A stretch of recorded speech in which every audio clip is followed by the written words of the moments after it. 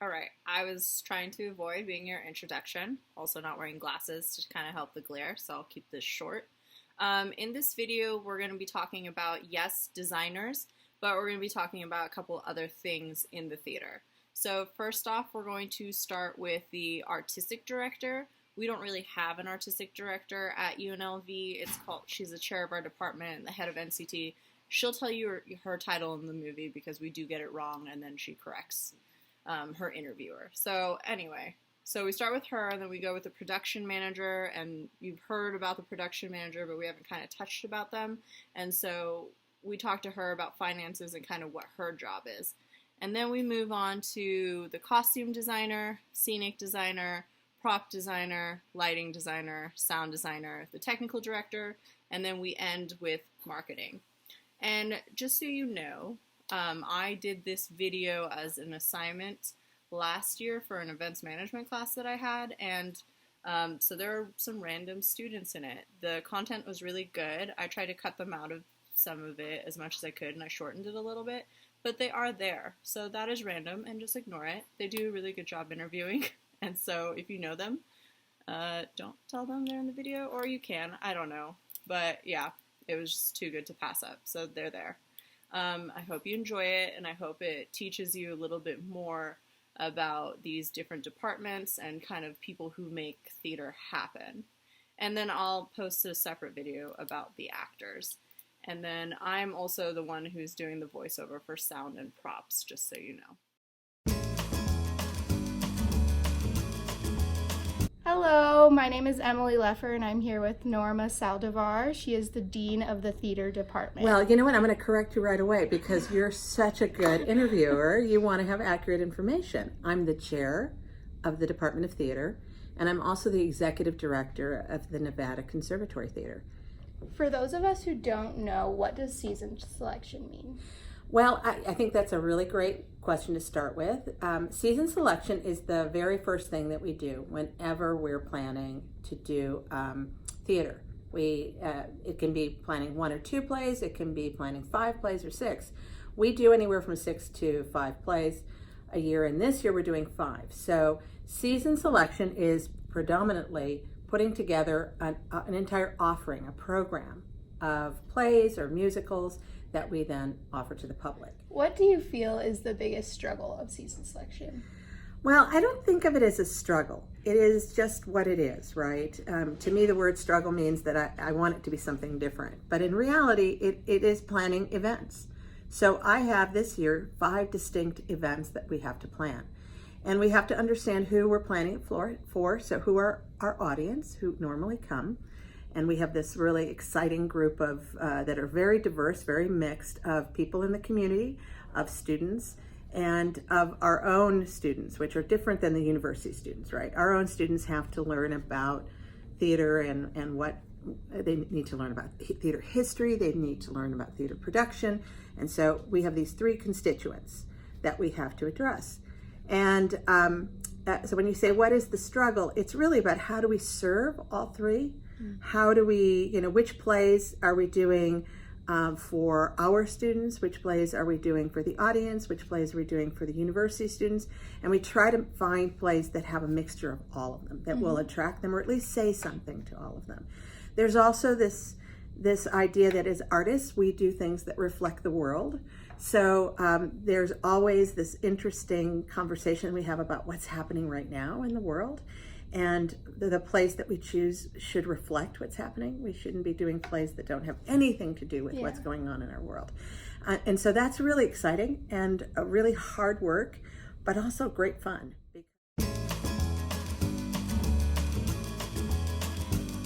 Hello everyone, my name is Mario and I'm here with Shannon. Shannon is the production manager for the Nevada Conservatory Theater at UNLV, and she's here to explain us more about her job, her role, and her position. Okay, well, I'm the production manager for the Nevada Conservatory Theater, part of the Department of Theater at UNLV. As the production manager, I oversee production. That involves keeping contact with all of the different areas of design, as well as the director and what's going on in rehearsals.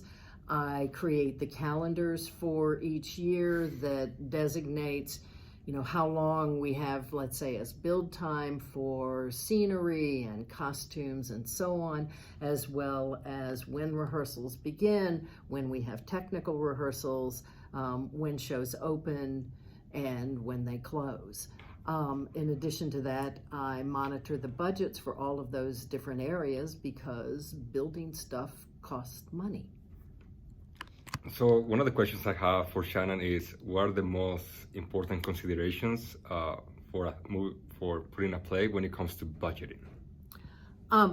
Well, obviously the first question, or the first part of that, the first consideration is that you need to know how much money you actually have, and then based on the particular show, you're going to take your lump sum of money that is allotted to production, and you are going to divide it between the shows, and then you're going to divide it within the show between each of those different areas: scenery, costumes, lighting, sound design, special effects if you have them, projections if you have them in a particular show.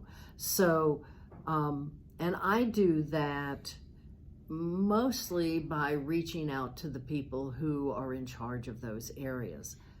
So my next question for Shannon is, where does the money come from when making a play? Well, we have two distinct sources for the most part for our money.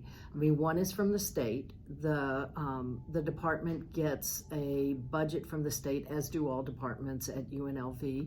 And because of the nature of what we do, that we are this double thing of being both an academic department and a production unit, we get a fairly hefty budget from the state to support our productions. And then the other side of that is what we call soft money, and that's usually box office and can also be donations from individuals or corporations. We have not tapped corporations as much as we should, but our box office is picking up. It really took a dive after the recession, but it's picked up in the last couple of years, and we hope to continue to build our audience, because then that helps us have more money to be able to throw at shows. There you go. A little bit about your position here? Sure. I'm the costume designer, well, one of the costume design grads at UNLV and NCT. I work with NCT as well. And I'm doing Fun Home, so I'm the designer for Fun Home. What is the process from start to finish being a costume designer? Sure. So the first thing is looking at the script, of course. So when we get assigned a show, we have to read the script initially, have some sort of idea on themes, the concept, how we relate to the script, just like our initial thoughts and ideas on the story itself, not necessarily from a design perspective. And then from there, we start gathering more inspirational images of like evocative research, what we kind of visually were thinking of as you're reading the script, just an initial jumping off point for the director to kind of play off of. So after I do evocative research, then we just start having conversations about characters, diving into psychology of the characters and sort of the context of the world that they live in. Yeah. So a lot of fleshed out conversations about the story. To kind of get a perspective of that person. We have to know the ins and outs of the story. Okay. So once we go through that, then we start the whole entire process of finding research. I know for Fun Home in particular, we're dealing with different time periods. So we're dealing with the 70s, we're dealing with the 80s, we're dealing with the 90s, early 2000s. So a lot of period research needs to happen on what costumes or what was fashion like during those times. So it's a lot of fishing around for because it's photographs. Definitely changed over time. So you have to figure out what they wore. That's really cool. Yeah. I did not know that. This is essentially the final product. This is what we call the final rendering. So after we go through the rough sketches, when we've talked and discussed about hair, makeup, color, scheme, and everything, then I give her the final renderings for her to look over, for her to approve, and then this is what we need to solidify and bring to life, essentially. So this is the end product, and this is the end. As you can see, it's a little bit different, right, from the rendering. It's not like fully solid. The sleeves are obviously striped. So this is something that kind of, as a costume designer, these are the problems that we face, essentially, because we're shopping for a certain time period that obviously we don't exist in. So sometimes resources are a little bit difficult. The truth of the matter is, whatever you design, it may not necessarily be exactly what happens on stage. There's a lot of compromise that happens during the production process of it. Once we get through the design phase and things are approved and we start producing things, it gets a little bit shifty. Rehearsals happen. Sometimes the director has an epiphany and we go in a completely different character direction. Or like in this case with Small Allison, you know, we wanted a solid sleeved shirt, but we couldn't find one. We found a sleeveless shirt, and the director still wanted sleeves, so we had to kind of figure out a creative solution to accomplish, you know, a look that emulates what we wanted. Yes.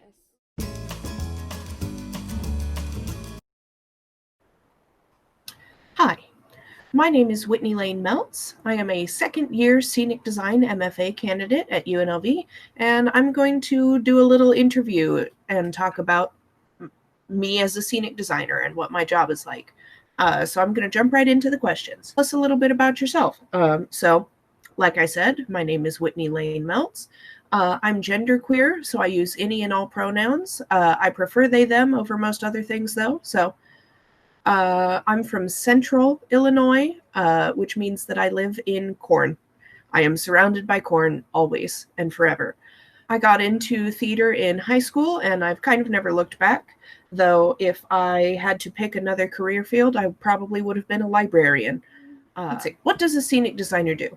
The scenic designer, most simply, is in charge of making sure that whatever the world of the story is, the audience gets that. So in a technical sense, it means that when you go and you see a show, everything that exists on the stage that isn't on an actor is probably the scenic designer's work. And then the reason why you can see that is the lighting designer. So it's all a matter of collaboration. But if it is a structure that has been built, it is probably something that the scenic designer designed. So what the structure is and what the space is and all of those things are kind of part of the process of scenic design. So you may have a wholly realistic show in which you're doing a show in which it takes place in a living room. And so what the scenic designer is going to design is the inside of a living room, probably 3 walls, a sofa, some chairs, some tables, maybe a window, curtains, all of the things that you as an audience member would need to be able to sit down in these seats and go, that's a living room. And the interesting thing about theater and about design is that you can really flex how many things there needs to be on stage in order for the audience to get that it's a living room. And also, depending on how kind of absurdist or abstract or minimalist or whatever you may want your production to be, if your living room actually looks like a living room anywhere in the world, or if you've come up with something straight out of fantasy, and then it's your job to give hints to the audience that this still functions as a living room. So there's lots of cool things that you can do with scenic design. It really shapes the space that the actors are in, of course. And so it also, one of the biggest tenets of scenic design is that form should follow function. So whatever the actors need to do in the story in order for the story to progress, the form of your set should exist in a way that allows them to do that. And ideally excels whatever they're doing, because you are a visual storyteller and it is your job to support whatever story the actors are telling on stage. Can you show us some of your favorite work? Sure. I'm going to take you to my portfolio, which is also my website. Yep.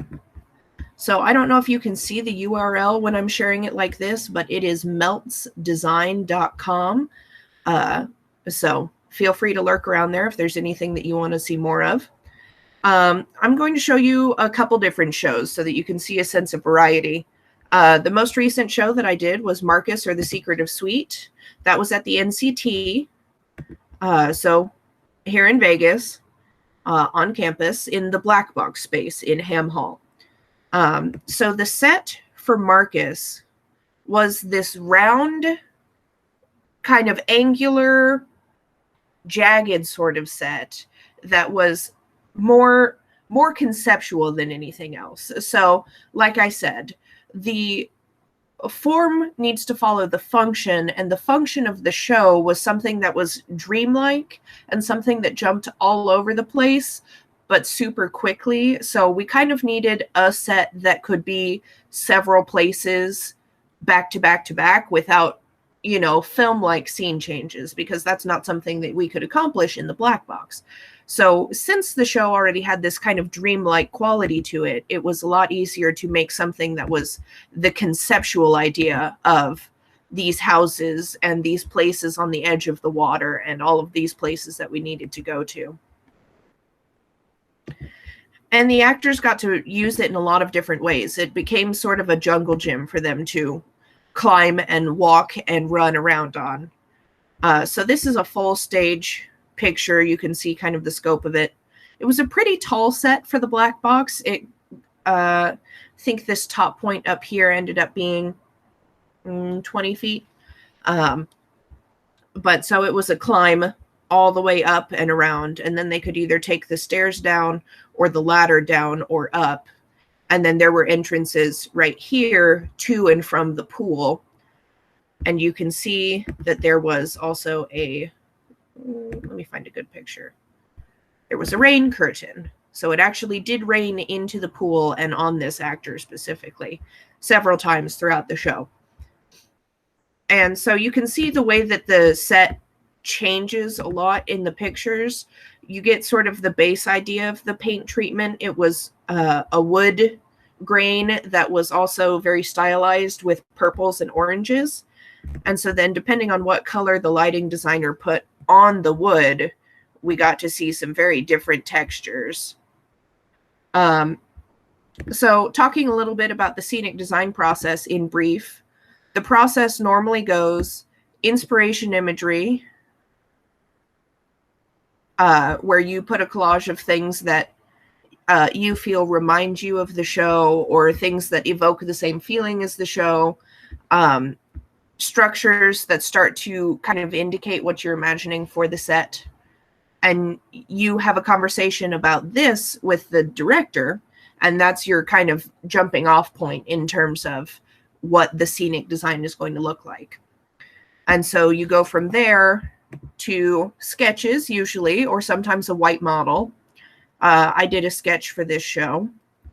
And then we talked a little bit about what worked and what didn't work for this sketch, which was the fact that for this show, the set was too broken right off the bat. The story deals a lot with things being broken and breaking, but this scenic design was tipping our hand to the audience too soon. If things were going to break, it needed to be a surprising moment and not something that was established from the very beginning of the show. And so that was what got us to this design. You can see the model is almost identical to the stage picture. But what got us to this kind of smoothed out, still very conceptual, sort of abstractified version of these locations, but more solid architecture. And then we incorporated the breaking in terms of putting these lighted cracks on the stage. Where is he? There he is. So our breaking became this moment of shining lights on and through the set to show this kind of cracking effect with light. And So that was Marcus. So Marcus was a unit set, which means that there was only one location and it never changed. And it was in a black box, which means that the seating arrangement and the staging arrangement was more flexible. So now I'm going to show you a musical in a proscenium space so you can see kind of the exact opposite of it. So this was Curtains. It's a murder mystery comedy musical. And let me show you the proscenium first. Nope.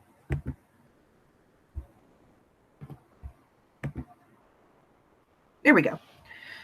So the proscenium of this space is flat and black, and so part of the design for this was installing a false proscenium. This is a very Golden Age Broadway style show, so the design for it needed to evoke really Golden Age Broadway. So along with the false proscenium that was two-dimensional and painted in trompe-l'oeil style to have more texture and dimension to it, almost all of the scenery was also two-dimensional, so just flats that were painted to look dimensional, because that was a very traditional, conventional way of doing scenery in Golden Age Broadway. And the director felt really strongly about evoking that sort of time period in the show that we were doing. So the proscenium was about this big. And we had a little apron thrust out into the audience. So there was some playing space down here, and you'll see in some other pictures that there are some footlights too, to really push that time period on it. And then some of the things that you may be asked to do as a scenic designer are things that are not specifically scenic design related, or are not within the umbrella of scenic design, but are still things that you have your hands on as a designer. So scenic painting, you have to make the paint elevations for everything that gets painted on stage. And sometimes you then go from the paint elevation to painting your own scenery. So I painted the proscenium for this. We had two matching backdrops in stock that had this painted faux curtain and ornate frame on it with two different center medallion pieces. So I painted the center medallion on both. So I did this curtains one, and I did the Robin Hood one that you can see here. The convention of the show itself, Curtains is a musical within a musical. So there are two shows happening on stage at the same time. And the other interesting thing about Curtains is that it was a big musical that had lots of scene changes, and we had a very, very tight budget. So we had to play with very little material overall. So a lot of the design came down to those two painted backdrops that were the backdrops is the wrong word, because they were the two oleo curtains. Oleo curtains are another older convention of theater in which they used to fly them in, and there would be advertisements painted on the oleo. So you would have a show drop that said the title of your show, and you'd walk in and you'd sit down as an audience member, and in big bold letters in the center, it would have the title of your show that you were waiting to see. And in the meantime, you could read all the advertisements that were painted in little blocks around the outside of it. So we had an oleo for Curtains itself, and then we also had an oleo in the show for Robin Hood, which was the musical they were trying to produce. Apart from that, we had this rented backdrop that was of a theater backstage wall. Sometimes you have to do kind of odd things like that, where we had a theater backstage wall that was very nice looking, but was too far away from the audience to be the back wall of the playing space. So we had to rent a backdrop. But it also added to that very painterly feel of the world that we were in. And apart from that, we used these three curtains for most of the scenes to give more visual texture to what was going on, because we had a saloon and we had this very dramatic the director for this piece was a choreographer as well, so she had a very movement-based concept of the show. So at one moment, they're all having a sleepover in the theater, and they're accusing wantonly back and forth who they think the murderer was. And so while they're having this little run around in the dark with flashlights, there's this group of actors behind this backlit curtain that are doing these strange contorting movements that make it just really dramatic and ominous, and also kind of silly. And you can see those curtains come back again for this big dream ballet that they have in the middle of the show. It's not a ballet, but it is a dream dance moment. And so sometimes it's just finding the little pieces that you can pop in to accent each moment of the show when you have very limited supplies to work with. And you can see some of the painted scenery, two-dimensional and two-dimensional and two-dimensional. And then one other show I will show you is Rhinoceros. This is in the same proscenium space as before, and you can see in just the white model the fact that the proscenium is normally just black and flat and rectangular, and that's all the texture there is to it. But for Rhinoceros, the name of the game was really hiding the entire stage except for the space that I put in it, because we wanted to have kind of this little bubble of a world floating in this blackness. So all of the platforms were also elevated up off the ground and were dressed in a float style in which all of the legs are hidden very far underneath the platform, so that when you're looking straight at them and they're painted black and with the lights off, you can't see the legs. So the top surface of the platforms is just kind of levitating in the air. This scenic design, speaking of other ways in which you'll be asked to go outside of the realm of normal scenic design sometimes, the scenic design itself was pretty basic. You can see from the model, it was 4 floor pieces, a couple of hidden off-ramps, and 3 projection screens. And then I designed all of the projection material for the show itself. The show was set in the town that my undergrad was in, which was Bloomington, Illinois. So all of the projections are of locations in Bloomington, Illinois. I went around and I took photos for all of them, and then I edited them for the projection screens. The director felt very strongly about placing this production in our community, and so he wanted everything that appeared on stage to be recognizable, to be things that people around town would go to and would see and would know, so that they would see our first setup and immediately understand we are in Bloomington and this is where this is happening. And so then the progression of the scenery throughout the plays in the projections in regards to A, they go to different locations, but B, at the beginning of the show, the world is bright and colorful and cheery, and the further you get into the show itself, the projections are washed out. The world is very grayscale, and you can see this distortion that was starting to happen on all of them. We start very uniform and straight, and all architecture looks like it's supposed to, and by the end of the show, it's utterly skewed beyond recognition.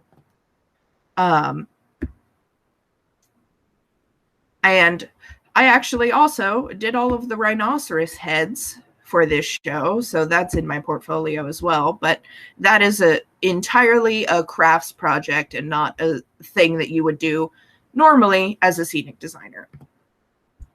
Let's see. What inspires me?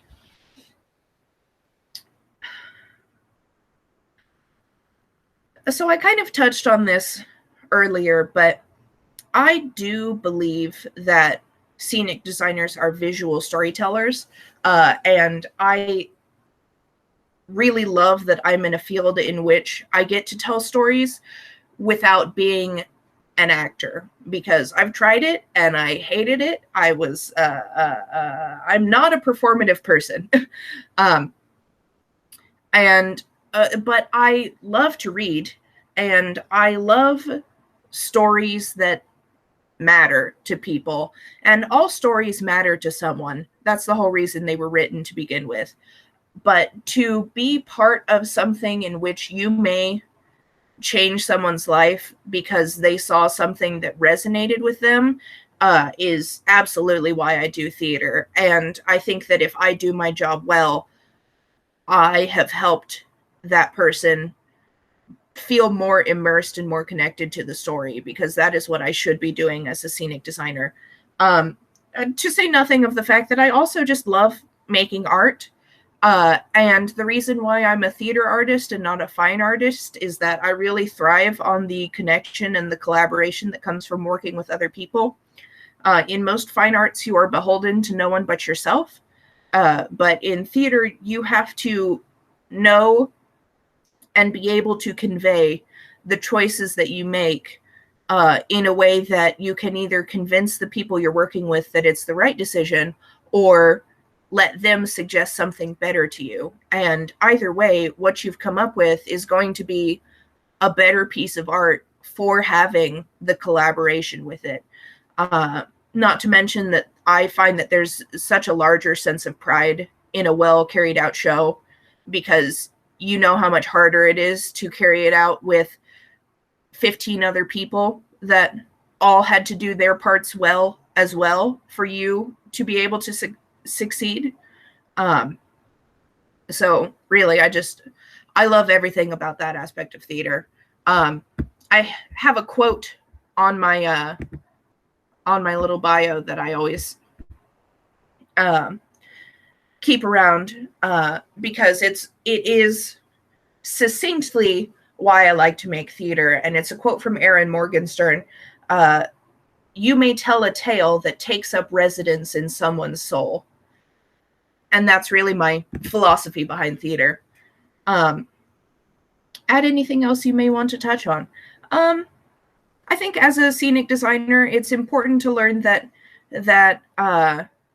it's almost impossible to become a scenic designer without having to work your way through all of the positions that would be beneath you, which I think is a vitally important part of the field, because you need to have respect for the carpenter who is building your set, for the stage crew person who is moving your set, for the painters who are painting it, for the props person who is going to find every single thing that you ask for to the best of their ability, and all of the artists and technicians that it takes for a scenic design to actually be carried out.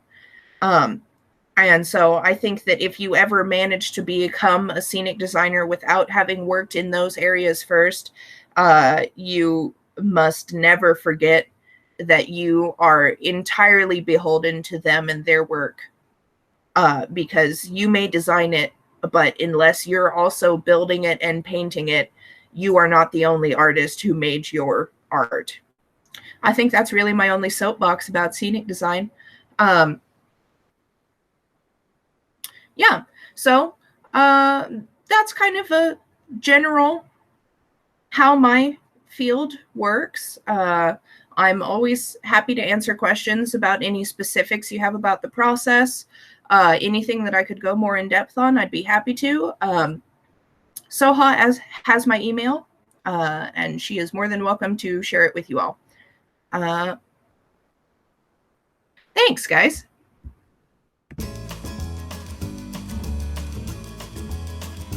All right, I'm going to talk to you about props, and specifically Legally Blonde. So you start out by making a prop list. This one is very long, and you have things about like where the props go, in what scene, what characters touch them, and then how many you need and if they reappear. And then I like to put notes of like a status of where I'm at on them, and then like a checklist of Do I rent it? Do I buy it? Or do I have to make it? And then there's some inspirational images on the side. So when you do props, you work hand in hand with the set designer. Our set designer saw this hair drying chair thing at an airport in Japan when he was on vacation and was like, this is my image and this is what I want.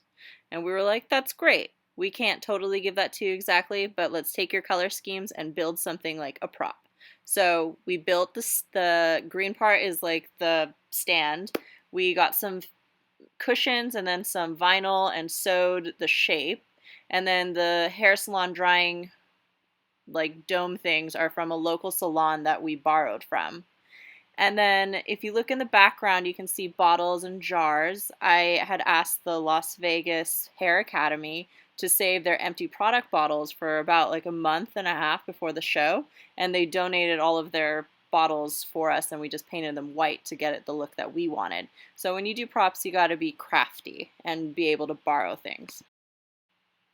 So you work with specific actors, but you want your characters to have personal touches on the set. So in this case, this is Legally Blonde. So we want our scenic designer is like, you know, it'd be great if we had pictures of Elle and Warner doing stuff in college so she can have in her dorm room. So here's a picture of them during homecoming. And in our same photo shoot, he was like, let's have them pictures of them in Aspen. So we took some pictures of them, and we worked with the costume designer to be like, hey, what would they wear if they went to Aspen? Same thing with the homecoming picture. Then we also took a Hawaiian picture, but this is what it looks like after it's been edited. So they were kind of in a mute background, and we were able to edit, you know, that's Cabo San Lucas, so they're on a tropical vacation, in order to give them a different background, even though they're totally not there. And these props were definitely upstage, which means further up on the stage, so away from the audience. But these kind of touches still exist in theater, in the prop world, because it makes it special to you and you know it's there. This photo shoot day was pretty big. I used one of the photos and we made the engagement card when everybody's singing the intro song in Legally Blonde. So here's that. Obviously there's a ton of glitter, and then here it is in the actual show on stage. I did have to make 3 of these because, since you can kind of see the paint is coming off on that one, it was probably our dress rehearsal one. Because these are used by actors and because it's glitter, that stuff is going to fade eventually. So you need to always make backups for things that get passed around. One of my favorite props I got to make was this People magazine. This play is set in the early 2000s, kind of like maybe late 90s. And so RuPaul is a supermodel of the world, and Nirvana was really big at that time. And so these are magazines that were in the beauty salon, and I kind of put pictures together in order to make this final product. Another fun prop to make was Rufus, which is the dog of Colette's birthday cake. As you can see, it's not a real cake. It's made out of dance foam, which was actually incredibly hard to cut. And then I put caulking all over it to kind of give it a base.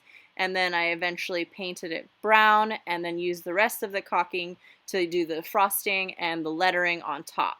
And then you can see it's on a tray, and it is glued down to that tray. So that is all one piece. It's not going anywhere. It's not a real cake, so you don't have to be worried about touching it and getting stuff on your costumes. And since it's made out of foam, it's incredibly light, and it was easy to shape. This next slide is to show you how much I took home props and what it did to my apartment.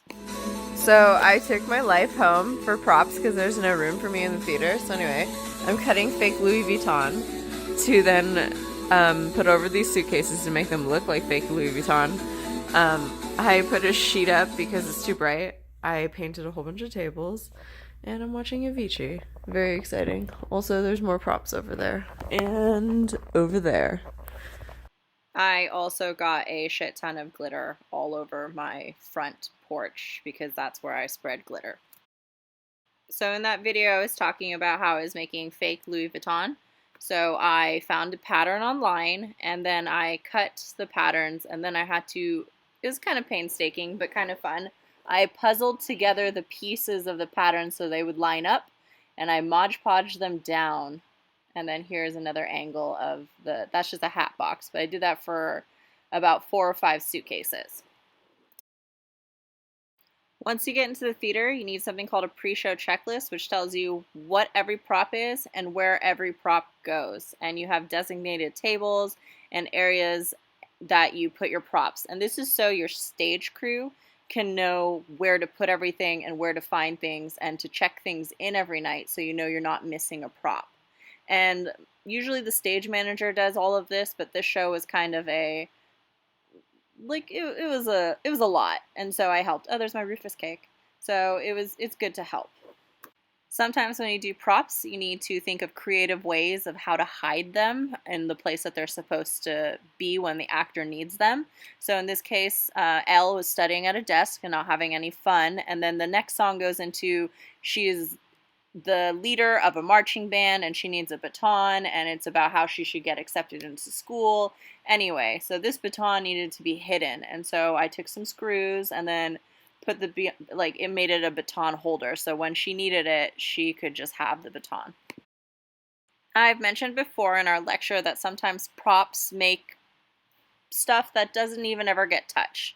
This was all purely aesthetic. We're at Colette's kind of trashy boyfriend's apartment, he lives in a trailer, and so of course he's gonna have trailer trash next to his trailer car. So this is a pile, it's a platform that just came in, and it was just filled with a whole bunch of random stuff we had downstairs. The scenic designer, of course, helped, and he had a very specific image, like that weird old fridge in there. He was like, I must need this on the trash pile. And I'm like, okay, this thing weighs a ton. And of course, for safety, we had to bolt everything down so it doesn't fall on an actor.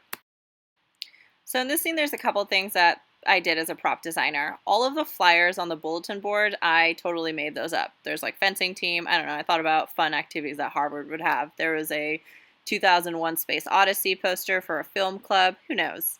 And so that's all just stuff that never gets touched. And of course, you can see some of the things are ripped off because you take those phone numbers for that apartment. You always see them around campus. And then Emmett over there is passing out syllabuses for the first day of class.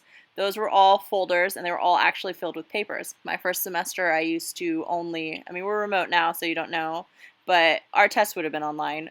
But all of my tests used to be on paper and in class.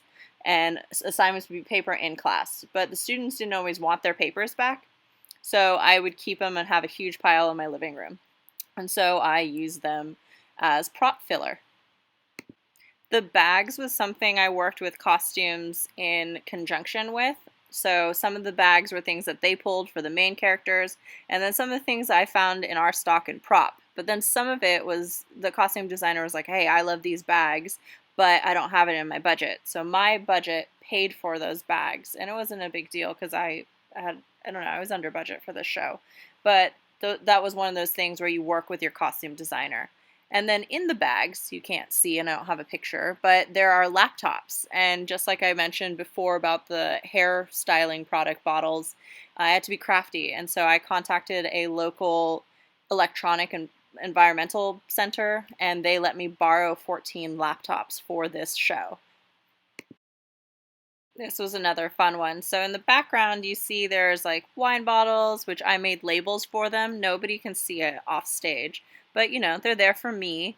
They were Robert Mondavi. And then I made cheese and food platters, which of course aren't real food, but they're there. Those were fun, charcuterie. And then you can see there's a giant vase, which we had downstairs. It actually was broken, so I had to glue it together. And then there's this huge ornate flower kind of bouquet thing. And that is huge. And that's a whole bunch of different pieces of flowers and stuff that I put together, and it's actually being held up on the back is a pool cue. So it's not cute, and it's all taped together and sewn, and in the vase there's a whole bunch of different material, fabric to try to keep it to stand up straight, and that has been glued down so it does not fall. Hopefully. It is top heavy on any of the actors. Alright, these are my last couple slides. This was Elle Wood's bedroom, so of course everything's going to be pink, and again this went with the set designer and I talked about it extensively, and he kind of told me what he wanted. I did not agree with the pink unicorn on Elle Wood's bed because I thought she was like a stylish like Vogue bitch, and she studied fashion in her undergrad, and I'm like, why would she have a unicorn on her bed? But whatever, neither here or there. But on the walls you can see things that there's like, this was like my dream. This is like my room. at one point in my life. So there's like NSYNC posters. Those are that you can see the Louis Vuitton bags that I have in the background. And then in the photo frames, there's a lot of things like the Vogue and like models at the those pictures of her and Warner are up there from the photo shoots. And so there's actually snowy mountains for those snow photos. And then you can see her degree from undergrad is up there. And then there's a picture of Oprah that is signed and a picture of Ricky Martin because those were they were popular at the time. Oprah's always popular. But so there's just a lot of other things that just add detail and character to your character's room. And I need to mention the Spice Girls are up there. The lamp that's on Elwood's desk was lit up by the lighting department. Same with the twinkle lights above. Those are something that they routed to their light board to program to happen. And then that chair, the pink chair, I can't sew, so the costume department, they helped me. I'm really bad at the sewing machine, but they were there and supervised. Did it myself, though. So anyway, in summary, props is a very collaborative piece of theater. All of theater is collaborative, don't get me wrong. And like it takes constant communication because no department wants to ever step on another department's toes. But with props, you are working hand in hand with your scenic designer. And then in some cases, you're working with your costume designer, like with those bags, to make sure they like them and it goes well with the costumes. But your scenic designer is your go-to person in most cases because they built the set and you're embellishing the set. And so I tried to work really hard to help this scenic designer with his vision. And luckily I was a girl from the 90s, and so he was like, yes, you got this. I believe in your 90s vision. And I was like, perfect, this is amazing. But that doesn't always happen. Oh, I also need to mention Leonardo DiCaprio's up there because I love him as well. Yeah, so I hope this helped you kind of see all of the different things that a prop designer can do because it's not just like, I don't know, it's a lot. And for musicals like this, there is a lot that goes into it. And, you know, you need to figure out resources and you need to be creative. I should have mentioned this earlier. So in those beginning stages when I was making the prop list, I had to do a bunch of research. And this was luckily a period piece of the 90s or early 2000s where I was alive. And so the research didn't have to be as crazy and extensive because I lived through it. And I was also a girl during this time period, just like Elle Woods. But if it was a different time period piece, I would have to do a lot of research thinking about like what kind of bedspread would she have, for instance, because it wouldn't be this pink thing that I ordered off of Amazon in a great deal. And if it was something I ordered off of Amazon, would I have to fake it to look like something more classic to fit into a different time period? Do I go to a Goodwill and figure out where to get it? So in props, you also have to do a lot of that same preliminary research.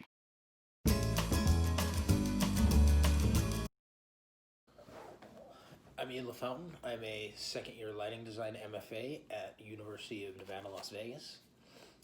And so with lighting, some of the important things to know about lighting is that it has the ability to set a lot of mood and tone for a show.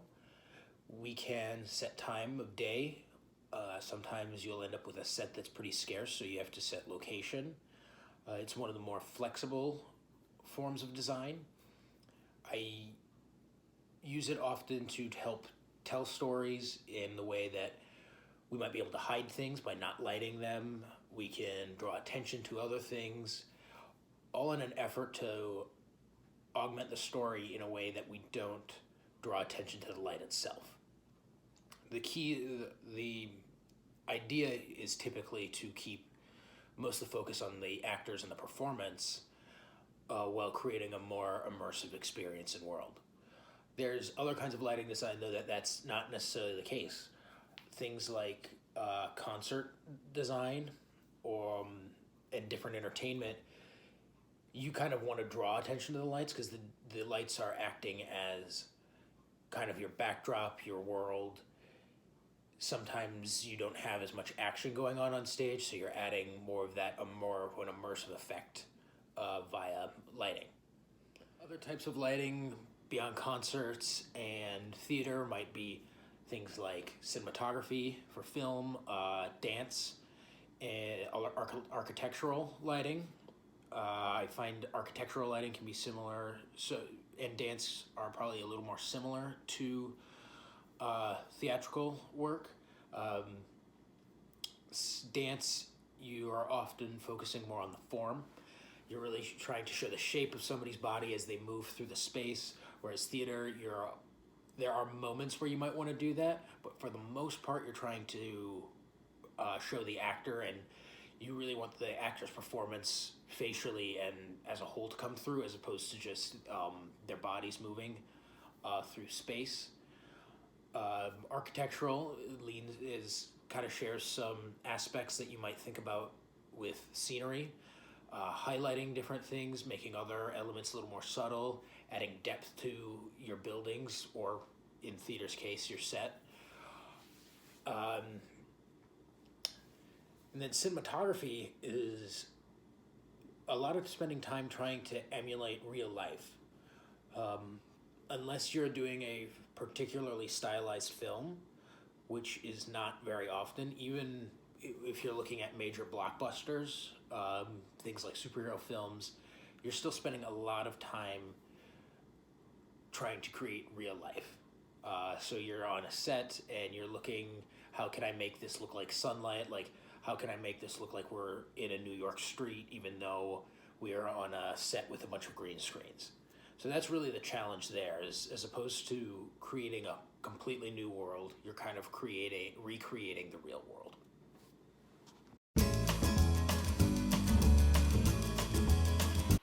Hello, it's me again. So for this show that Whitney already kind of touched on a little bit earlier, it's called Marcus, or The Secret of Sweet. I was the sound designer. And just like all other designers, it meant I needed to start out by reading the script and seeing what the script tells me. It could tell me literal things like I need wind over here, or I need the sound of thunder. But then there are things that it might not tell me. So, like this show was in a fake town kind of by New Orleans. It was in the summer. So what does that mean? So New Orleans and that kind of type area of the country, there's bayou. So were they by the bayou at times? That means there would be more layers than just crickets at night. There would be frogs. There would be rustling in the water and the trees and sounds like that. Since it's summer, that means it's really hot. And in that part of the country, they have these little day grasshopper things called cicadas that make these chirping noises during the day in the heat. So I wanted to create an atmosphere for this show. And so by reading the script and going through it a couple times and researching the area the script is in and the time period, which was modern, that would give me more information. So all the designers have different types of paperwork that they have. This is the one thing that a sound designer has. There's one other thing, but this is called your sound plot. So it kind of it shows the number of the cue, which you give to your stage manager. So when they're calling the show, they could be like sound 5, go. They don't have to say what it is or know what it is because it's all programmed for them. And they know that 5 goes in this spot. And when you say go, it's going to be the correct sound. And then if we move to the purple column, these are like my cue or the sound designer's cue. So cue 7.2 would mean it's on page 7 and it's the second cue I have on page 7. So that way you can kind of, instead of looking at 25 and you're like, what the fuck is 25 or where do I find it? You'll be like, oh, it's the second cue on page 7.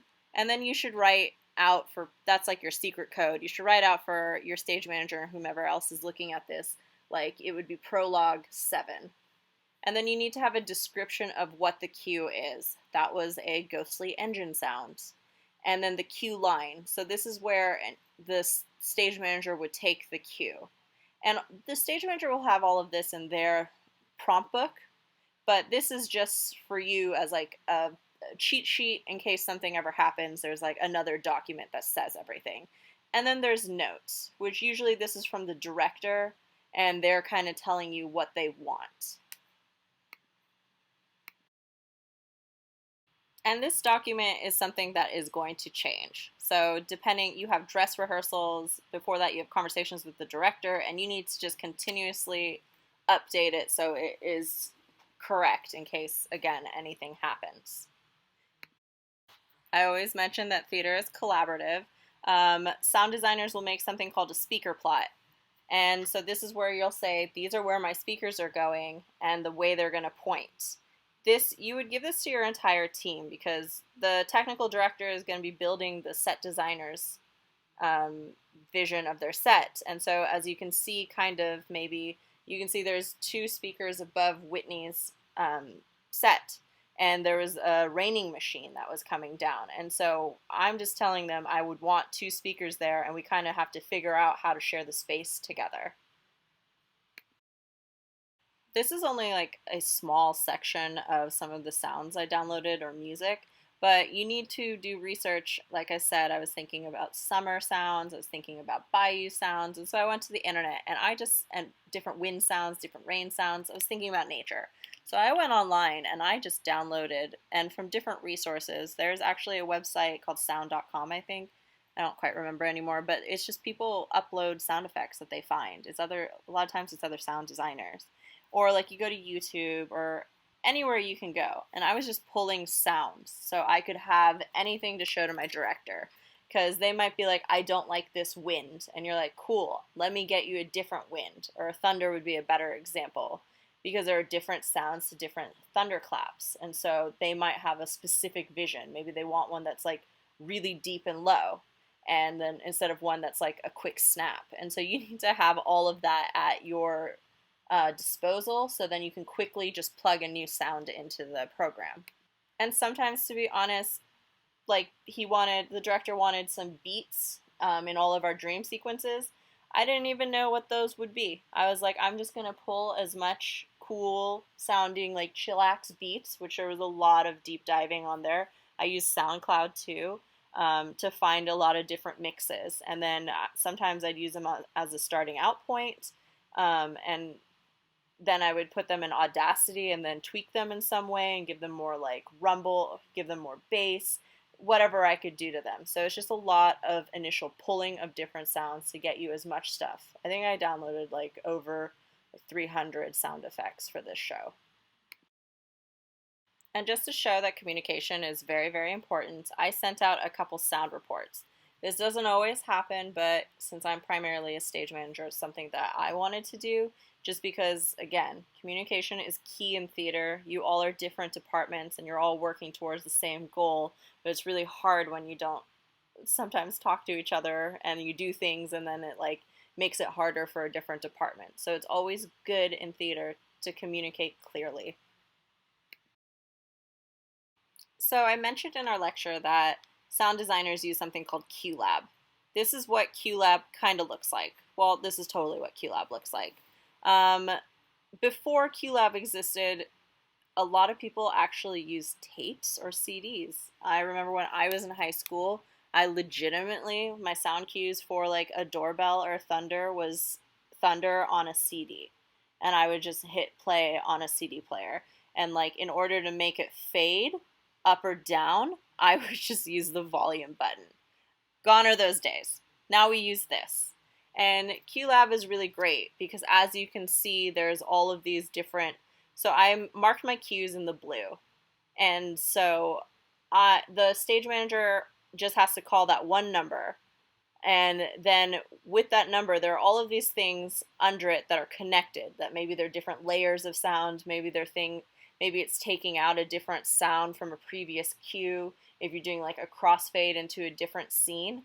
And so all of this is just programmed into this. And so your soundboard operator, all they have to do is hit that go button, or they have to just hit the space bar to make the cue go. And you don't have to worry about it not hitting anything other than the blue, because that little green box that's around the like cue numbers will just, everything in that green box will happen at the same time. And then if you see on the side, there's things like pre-wait or action time. And so I can make the fades of that cue longer or smaller or whatever I want. I cannot think of an elegant way to show you this, so I'm recording me on my computer on my phone. So this is an older Marcus file. I ended up adding the file and editing it on the school computer once we got into the theater because they have a better licensing than I do, and so I could do more things. But here's like a basic starting point for me. So I'm in QLab. So you see the cue number for the stage manager, right? I have my page number and you write out all of like where the things should be. So this is the start of scene 5.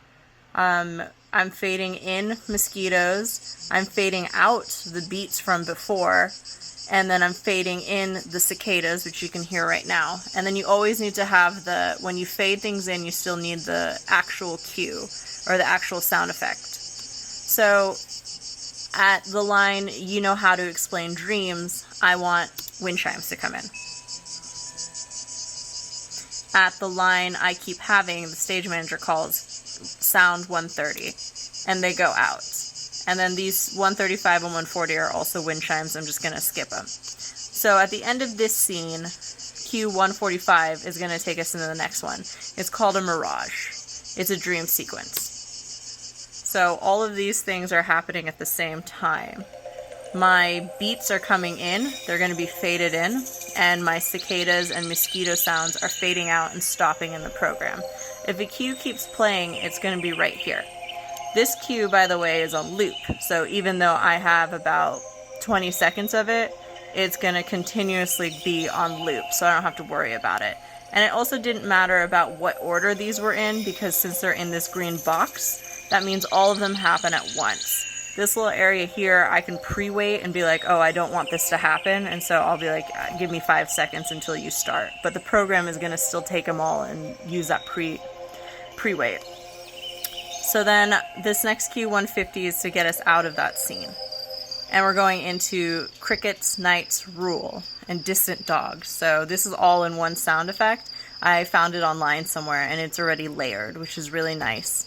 And then there are fireworks, which are supposed to sound like gunshots.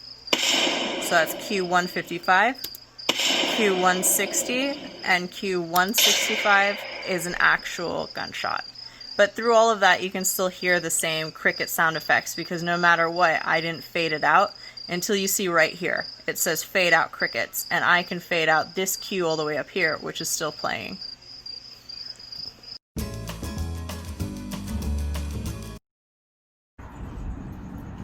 Hi, my name is Matt Janowski. I'm a third-year technical director student here at UNLV. I was born and raised in Rochester, New York, and started doing theater in high school. From there, I went to undergrad in New York State and worked for a little while and came here. So before I came to UNLV, I worked at Oregon Shakespeare Festival as a scenic carpenter. Did a lot of woodwork, did a lot of metal work, worked a little bit with the automation department. And it was an interesting experience because Oregon Shakespeare Festival has a rotating repertory schedule, so it was a bit different than a lot of the other theater I had done up to that point. It was a great learning experience. As a technical director, my main role is to take the scenic design and to turn it into an actual piece of scenery or set on stage. What that means is I need to do budgeting, so I have to make sure that we can afford to do it and that we have enough time to do it. I then have to figure out how to build it. Sometimes there's scenery that moves, or there's particularly complex things. Sometimes there's not. I have to do scheduling, so I do a lot of work in calendars with other departments to make sure that we can do the same work at the same time in the same space. And once that is all done, I help oversee the shop and make sure that the work is getting done, do quality control. Once everything is built, we then have to load it into the theater, and I put together the plan for that. Once everything is in, we have to do on-stage rehearsals, or they're also known as technical rehearsals. I help oversee the scenery for that, so if there's notes that need to be done, if there's small changes that come from the designer or the director, oversee that.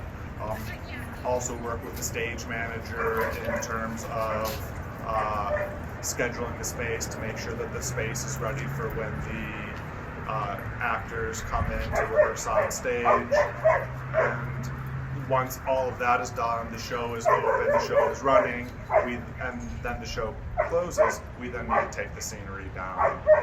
And if you have noticed, there's a lot of collaboration between departments that happens. So it's being one of the collaborators, working with all the different departments and the designers to make sure that the production opens successfully.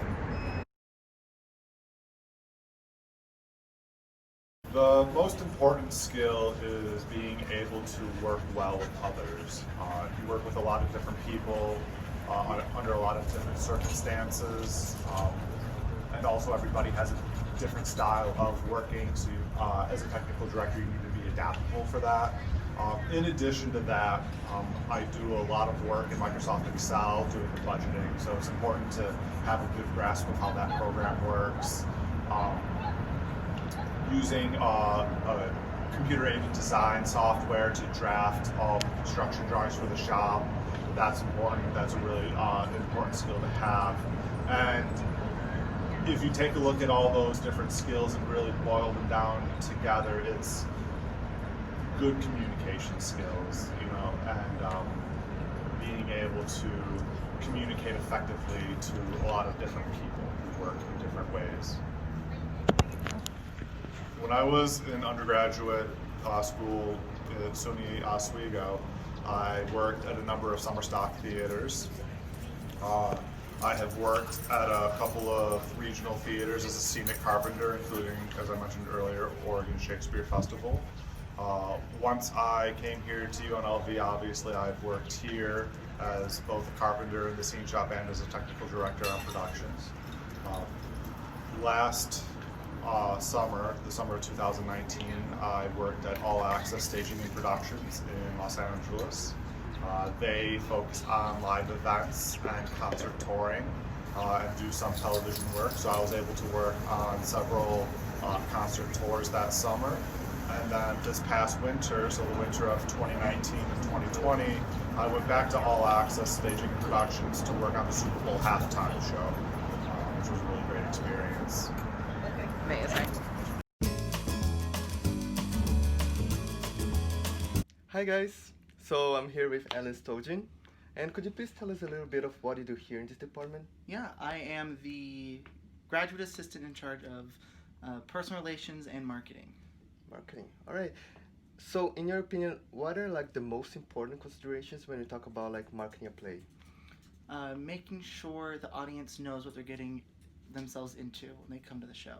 All right. On top of knowing when the show is, where the show is, and how much it costs. And how do you achieve that?